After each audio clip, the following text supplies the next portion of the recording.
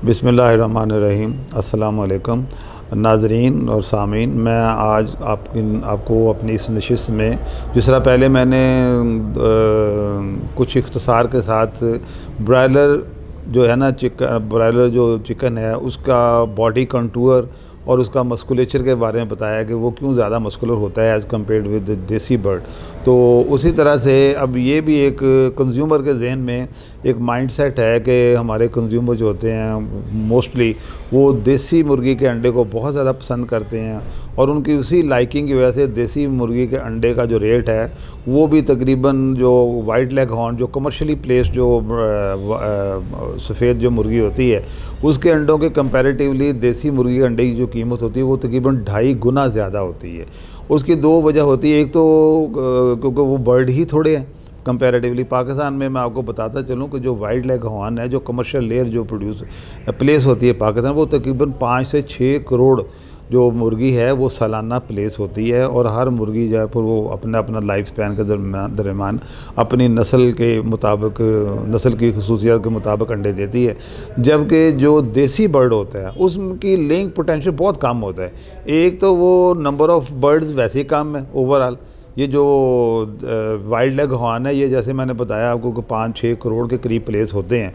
तो देसी मुर्गी एक तो तादाद में इससे बहुत ही कम है। इसका अनफॉर्चुनेटली पाकिस्तान में कोई अथेंटिक रिलायबल डेटा मौजूद नहीं है जिससे हम ये कह सकें कि उस 5-6 करोड़ के मुकाबले में ये कितनी होती है। मेरा वैसे अंदाज़ा है कि अगर वो उसको अगर हम समझें ना 6 करोड़ है ना, अगर जो वाइल्ड लेग हॉर्न जो कमर्शियल लेयर जो है जो फार्म पे डाली जाती है, मेरा ख्याल है कि जो देसी मुर्गी होगी ना इसका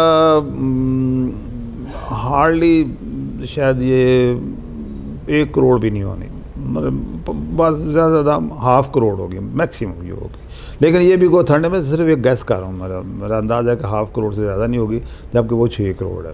ये इससे भी कम रेशो होगी। अब बात ये ना कि जो चीज़ देखें, जो आपको पता है जो चीज़ों का रेट है ना, वो डिमांड सप्लाई जो गैप होता है ना, वो चीज़ों के नर्ख का रेट का तयन करता है। अब क्योंकि देसी अंडा होता ही बहुत थोड़ा है, इसलिए एक तो ये वजह है कि उसकी स्केर्सिटी की वजह से उसका रेट ज़्यादा होता है।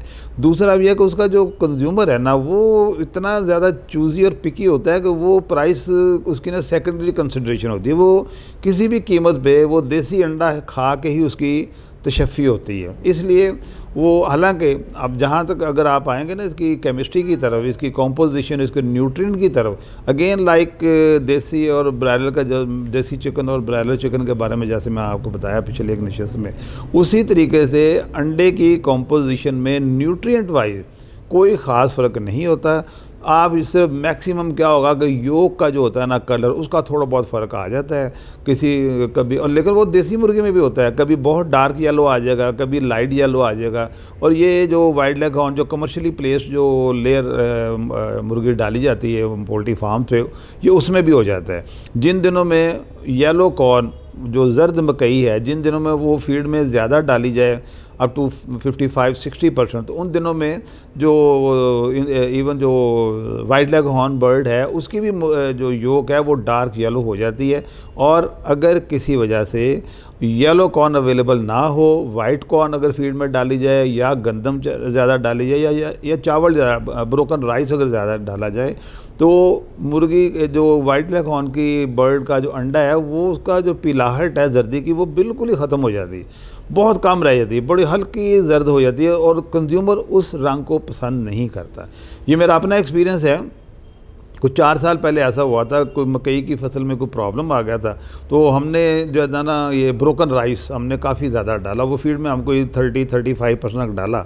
तो हमें इतनी हालांकि बर्ड की जो थी ना प्रोडक्शन पोटेंशियल में कोई फ़र्क नहीं पड़ा, बर्ड के हेल्थ में कोई फ़र्क नहीं पड़ा, और अंडे की कॉम्पोजिशन में कोई फ़र्क नहीं पड़ा था केमिकली और न्यूट्रिएंट वाइज। लेकिन कंज्यूमर की तरफ से इतना सवियर रिस्पांस आया कि ये इतना हल्का उसका रंग हो गया जर्दी का कि लोग कहें हमने ये अंडा लेना ही नहीं है। तो हमने फिर उस वक़्त आर्टिफिशियली फूड ग्रेड कलर जो पिगमेंट उसे कहते हैं, हमने पिगमेंट इंपोर्ट करके फिर पोल्ट्री फीड में ऐड किए और उसका फिर जो रंग था ना वो उसकी जर्दी में आया, तो consumer they started getting satisfied. तो ये कंज्यूमर ट्रेंड जो है ना, इसको चेंज नहीं किया जा सकता, जितना मर्जी आप कर लेना। जायका एक जो बना हुआ है ना ज़ुबान का, मूड का, मिजाज का, वो बड़ा परमानेंट फीचर होता है हर सोसाइटी का, हर कंज्यूमर ग्रुप का। अब ये अंडे की बात मैं बता दूँ कि अंडे में ये है कि क्योंकि देसी की लाइकिंग है, देसी की लाइकिंग मेन रीज़न एक तो उसका रंग शेल का ज़रा खूबसूरत होता है एज़ कम्पेयर टू वाइट, और दूसरा वो देसी मुर्गी की आम तौर पे 90% ऑफ टाइम उसके जो योक है ना उसका रंग आम तौर पे डार्क येलो ही होता है, यूनिफॉर्म होता है, क्योंकि वो हर चीज़ें खुला खाती है ना फिर चल फिर के। जबकि वाइल्ड अकाउंट में अगर फीड में, जैसे मैंने आपको पहले बताया, अगर उन ब्रायलर जो कमर्शियल लेयर है अगर उसकी फीड में येलो कॉर्न कम हो या ना हो तो उसकी योग का, अंडे के योग का रंग इतना फीका पड़ जाता है, कंज्यूमर उसको पसंद नहीं करता। Chemically, nutrition wise, protein wise, amino acid wise और जो माइक्रो होते हैं उसके हिसाब से मेरे जो इल्म के मुताबिक दोनों में कोई ख़ास फ़र्क नहीं है। आप दोनों बिला खौफ, बिला तरद्दुद, बग़ैर किसी उसमें ना वहम में मुब्तला हुए दोनों ही खा सकते हैं, दोनों ही बराबर के ही अच्छे हैं। एक चीज़ और जो हमारे अज़हान में पाई जाती है ना कि हम लोग समझते हैं कि अंडा जो है ना ये शायद गर्म चीज़ है और सर्दियों में खाने वाली चीज़ है, जब और गर्मियों में हम नहीं खाते, लेकिन ये इसका ताल्लुक जो है ना न्यूट्रिशन के साथ, इंसानी सेहत के साथ इसका ताल्लुक नहीं है। अब मैं पाकिस्तान की बात करता हूँ कि जैसे कराची है ना, अब कराची में 12 महीने जो है ना लोग एक ही शरह से अंडे खाते हैं। हालांकि कराची में भी 1-2 महीने आ जाते हैं जो शदीद मौसम के होते हैं, गर्मी के होते हैं, लेकिन इसमें जो होता है ना गर्मी सर्दी के साथ इसका ताल्लुक नहीं है। लेकिन मेरा मुशाहदा है कि पिछले कोई 5 साल से ना अब पंजाब में भी और बाकी रेस्ट ऑफ पाकिस्तान में भी अब ये जो कॉन्सेप्ट है ना ये अब वीक हो रहा है। लोगों ने ये रियलाइजेशन शुरू कर दी है, ख़ास तौर पे बच्चों को। तो अब गर्मियों सर्दियों के तखसीस के बगैर बच्चों को अब डेली अंडा खिलाने की जो है ना एक एजुकेटर हमारी मोस्ट ऑफ द पॉपुलेशन हो चुकी हुई है।